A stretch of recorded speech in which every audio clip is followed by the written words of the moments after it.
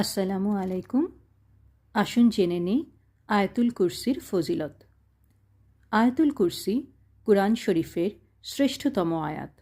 বাস্তবিক পক্ষে এটা শ্রেষ্ঠতম আয়াত হওয়ার বহু কারণও রয়েছে।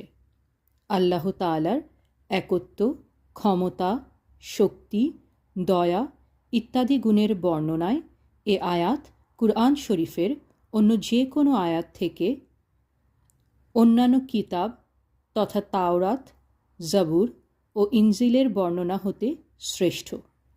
প্রকৃতপক্ষে আয়াতটি তাওহীদের ভিত্তিস্বরূপ। এ আয়াতের মর্ম মানব হৃদয়ে আল্লাহর অসীম ক্ষমতা, অপার কুদরত, অপূর্ব মহিমা, অভাবিত গুণ তথা তাঁর সীমাহীনতা ও বিশালতার এক অনন্ত রূপ ফুটিয়ে তোলে।